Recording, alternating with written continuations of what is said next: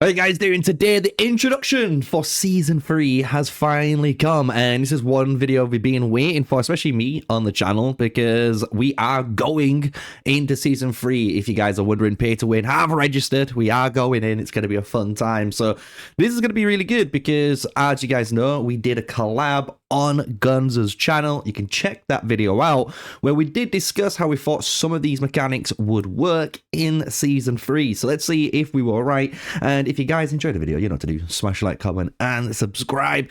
So let's dive into today's video. So we've got the new faction kind of being on a showcase here. And we are going to discuss a little bit about that when we get into today's video. Rise of the Dragon Season 3. Xiao-Fu. Nice to meet you. Nice to meet you, producer.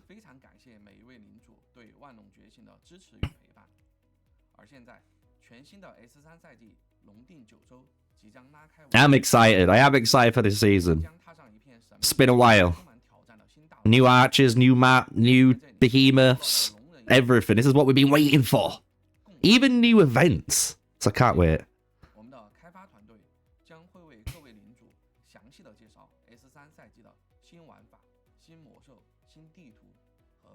Hell yeah, can't wait.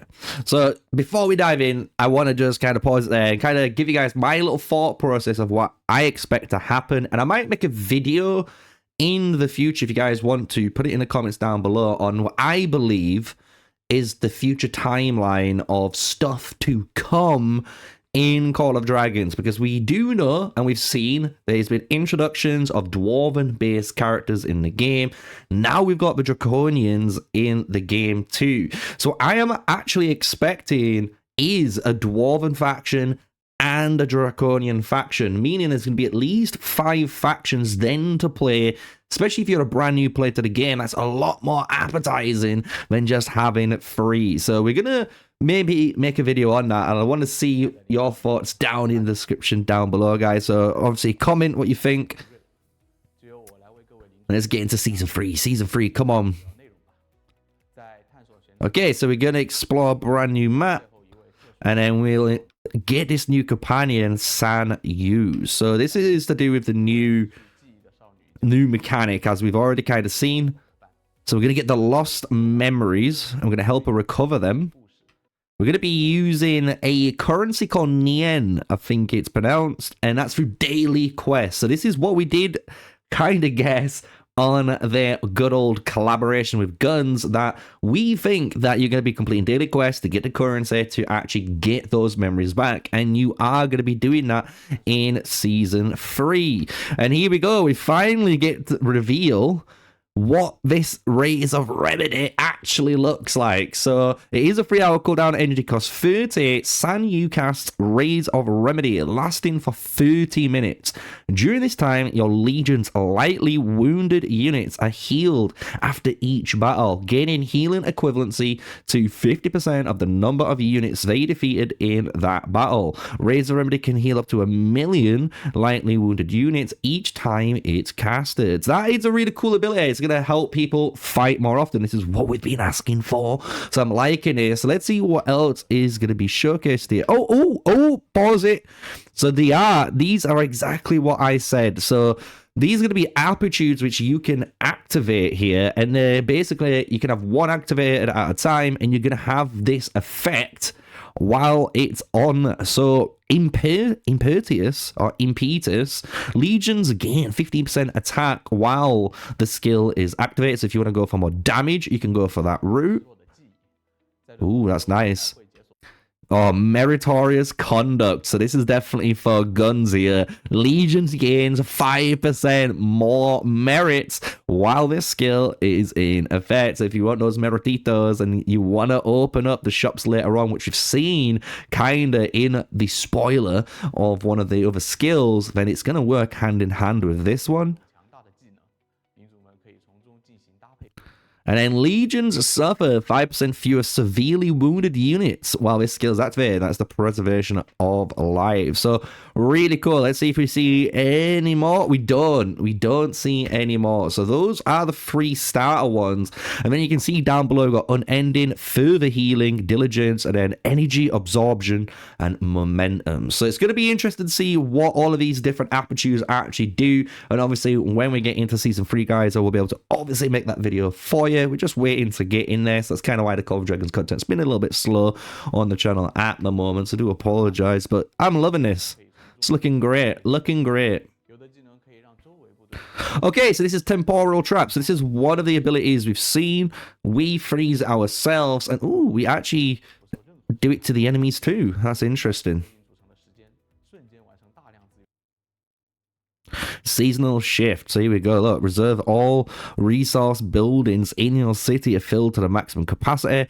Gain the prosperity buff for 480 minutes, which gives you a 50% gathering speed. It also summons the Goblin Merchant, and if the Goblin Merchant is already in the city, refreshes their items and resets the number of refresh attempts, and you gain 1 warrant. That's not bad. If you want PvE stuff, that is actually not too bad. I'm liking it. I'm liking it.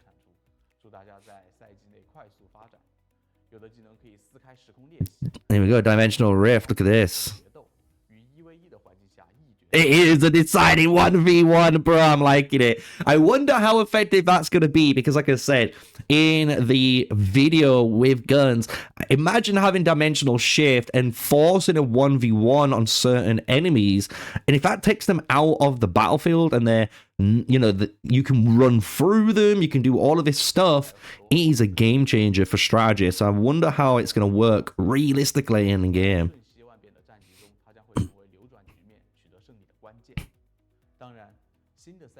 New challenges. Ooh.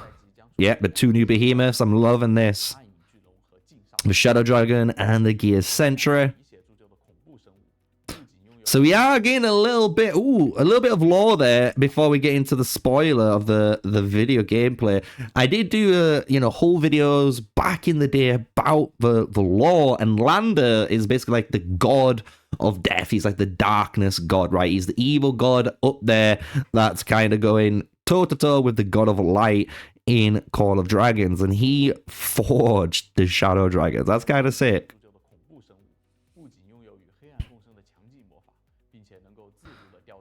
Ooh, so we see a little bit of gameplay here. So this first skill definitely looks like one of the main stage sets. So it looks like whenever he flies up to do this skill, this is obviously covering a giant amount of AoE around, which is going to deal tons of damage if you're in it. But you can also see there's 2 mysterious kind of shields or balls here. So this is going to be another mechanic we got to learn to understand. This could be something where you have to, as a team, break these players out, because they could be in some sort of void or shadow prison right now. So they're unable to deal damage, they're unable to do anything. So that could be how that one works. Oh my god, wait, what is that? It also has the ability to freely manipulate the 5 elements: fire, ice, lightning, poison, and earth. Wow, so this is really good too, because now, if you think about it, for mage, you need to get excited here, because there's 5 elements in the game, meaning the mages over time should have, as we have, a fire mage in Lilia, we've got an ice mage in Valen and Waldia, we've got Thunderlin as the lightning mage, poison technically is obviously like Alwyn, if you want to say, and earth. So that could be in theory like Mu, who's just come out, and even like Toha, right, who throws comets. So really cool. So that's kind of the pool of potential mage heroes that you're going to be working from. So just think, future heroes coming to the game, especially in the mage categories, are probably gonna have some of those traits that we've seen already in game. And the Shadow Dragon having this, bro, the Shadow Dragon looks crazy. Whoa, we have time travel? Whoa, whoa, whoa, whoa, whoa.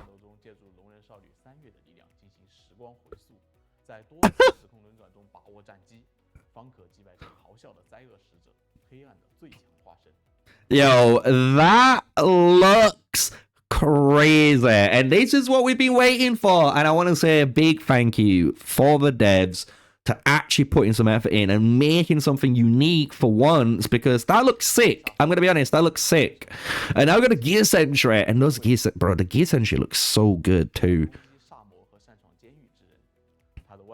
Do we get to see any gameplay? Oh! Oh!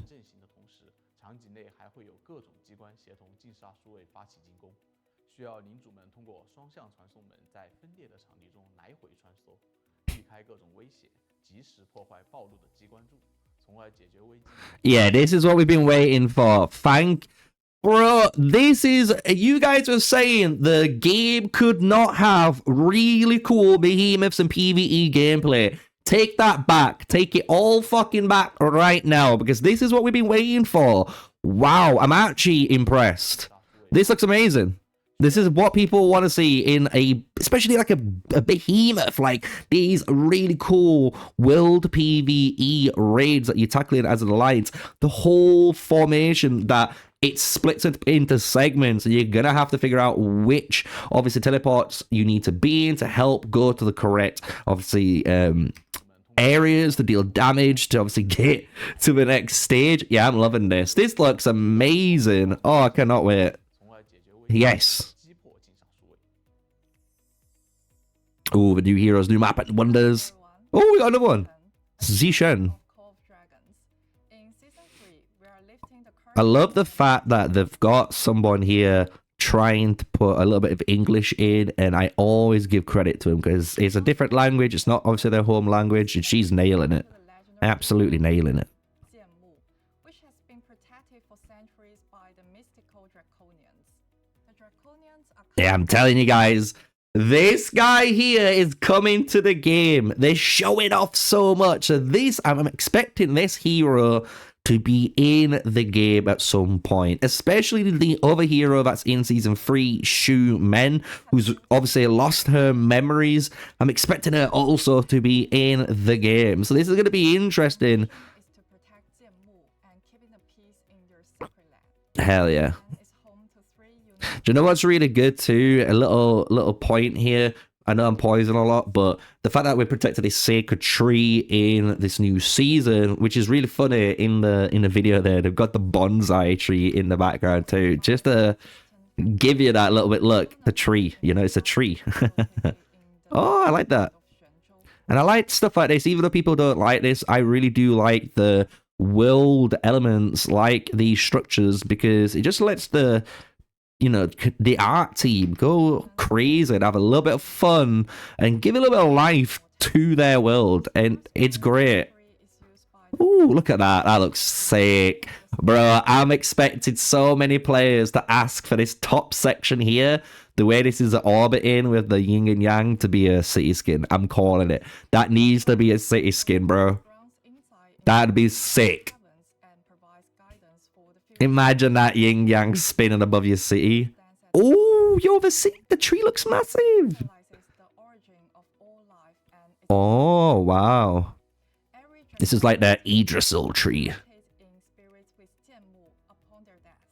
In creating Hsüan-Chou and the Draconians, we drew inspiration from traditional Chinese culture, from buildings and decorations to music and artifacts.